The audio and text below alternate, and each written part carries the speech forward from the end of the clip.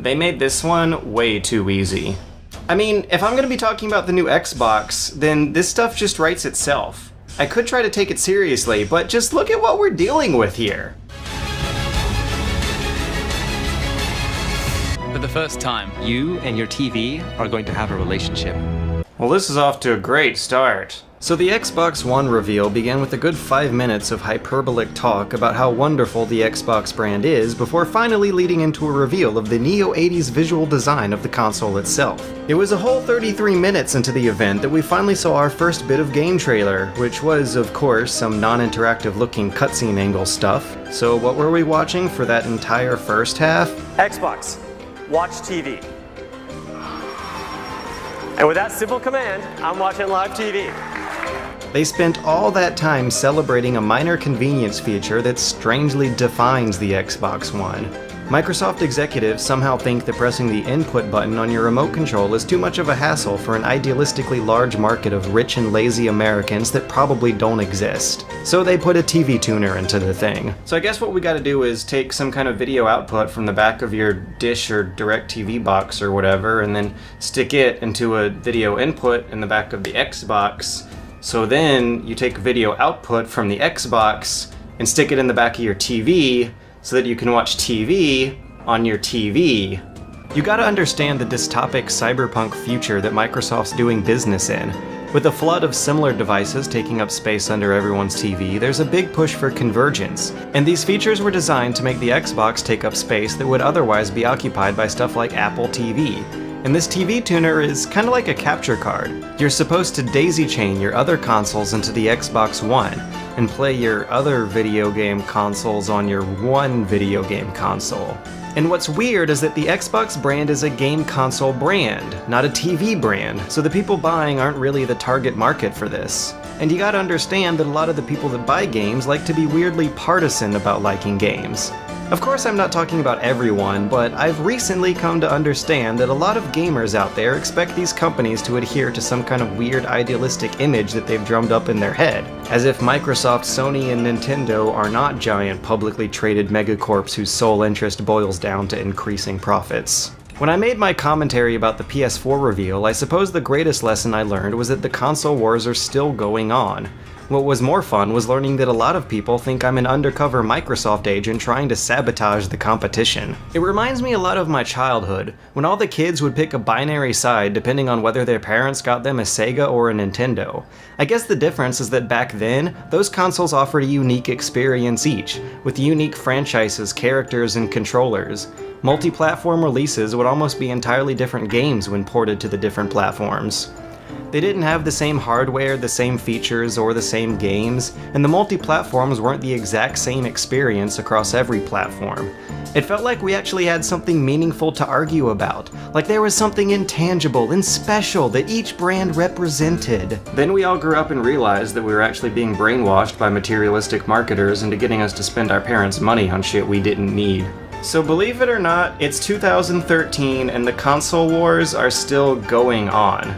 Except this time, people are arguing about which console disappoints them the least. And, well, if we're gonna swarm over the most disappointing console of the day, then it's clear who the loser is. This event received so much backlash that it made the PS4 reveal look good. Hell, that one's mixed reception looks like universal acclaim compared to this one. Sure, Sony's not honoring people's old digital purchases or letting their machines emulate old games for backwards compatibility. Sure, they've stamped on that social button that'll clutter up the screen with a tidal wave of obnoxious pop-ups from your so-called friends, but on the Xbox One, you've got all that on top of a zeitgeist of corporate-controlled, internet-enabled setbacks. With the way people are talking about it now in retrospect, you'd think the PS4 was an anarchist's paradise by comparison. People don't need a list of reasons to not get hyped for this thing. No one's hyped. Who actually asked for these features? Who is it built for? Who's actually gonna watch TV on it? And what do consumers have to gain from losing their ability to sell used games and from having to go through all these online checkpoints? And how is that better? Why does Microsoft want to compete with Apple TV? To be fair, these TV features will probably just end up being underutilized, and it's not like they'll make the games any worse. Unless, that is, these features just jack up the price tag and take up resources that could be used for games. It's just weird that they're trying to compete with the very TV that a game console needs to be hooked up with. Besides, who still watches TV anyway? That's not a rhetorical question. I seriously want to know. Like, I don't really like TV, and I just occasionally watch Netflix, and that's how most of my friends do it. So I really do want to know if these people actually know what they're doing. I never ask anything of you guys, but just this once I want to ask one thing.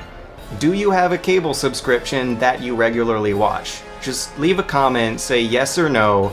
That's all it takes, and maybe some Microsoft people watching it can use that as demographic research data, and I can also get a better idea of who I'm talking to here. And again, at any given time now, if I want to go home, I just grab and I'm home. All right. Now I'd like to introduce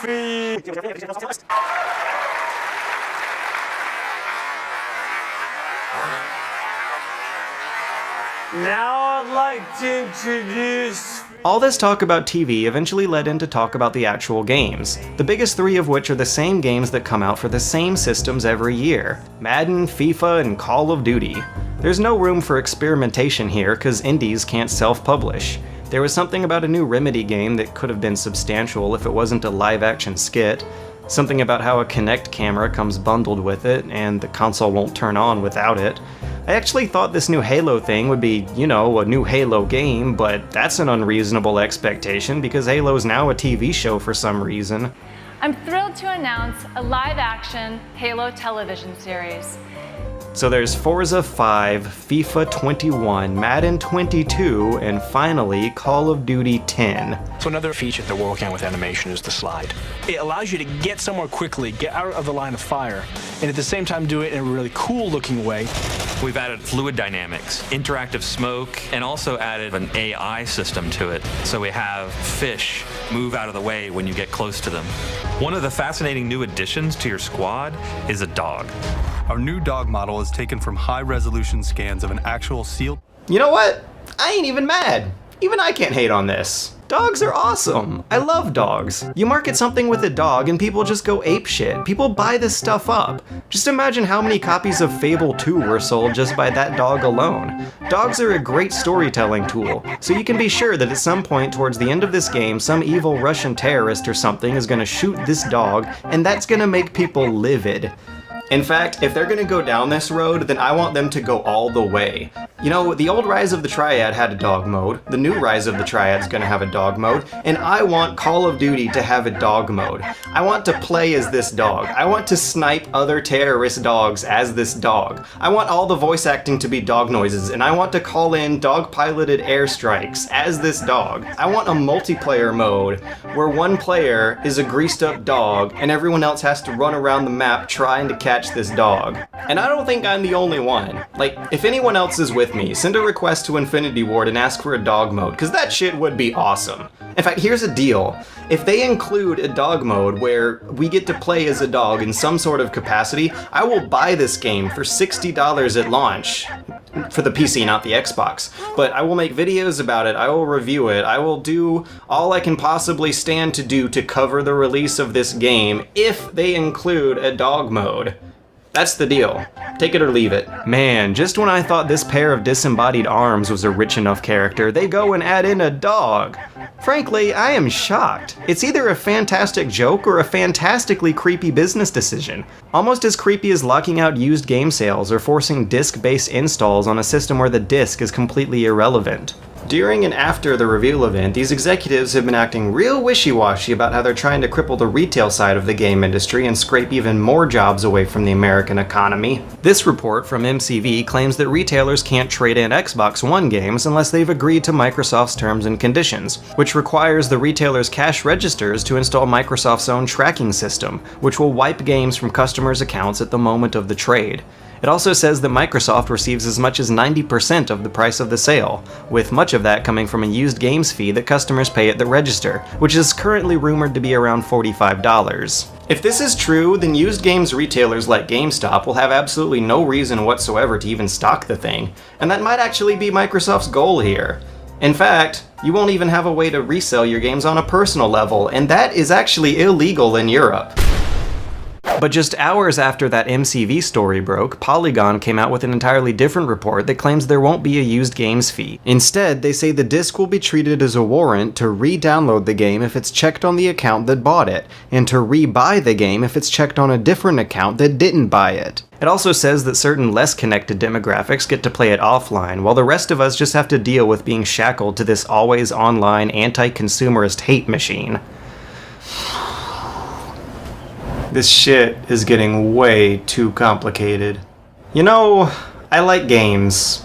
I like freeing up an evening to turn off the phone and the social pop-ups and really get myself absorbed in a game. I like to dig through the closet and be all nostalgic, and I like to see what's on the cutting edge, both conventionally and experimentally. For all my humble purposes, these people have ended the accessibility, functionality, and value that I've grown accustomed to. They're not cutting it for me. It's all the same loops you gotta jump through on a PC, but without the benefits of a PC. It's no surprise that they're acting so shady about how their system works, because if they told the truth, then people might realize how badly they want to screw the rest of us. But what's most depressing of all is that this system might just be outrageous enough to work. I have yet to see consumers take a real stand against all the crap these people pull. Selling defective products, triggering identity theft, stripping away content, and forcing DLC. So far, every boycott has failed to produce change, and every controversy has amounted to nothing.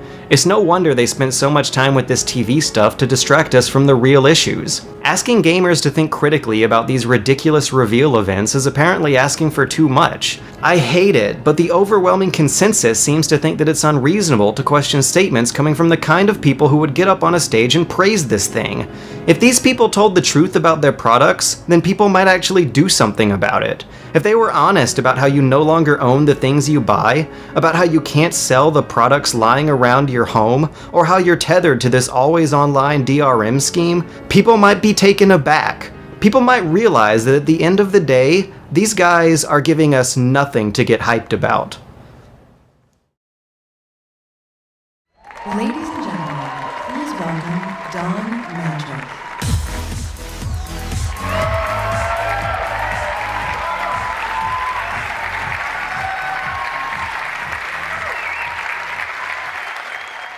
A relationship.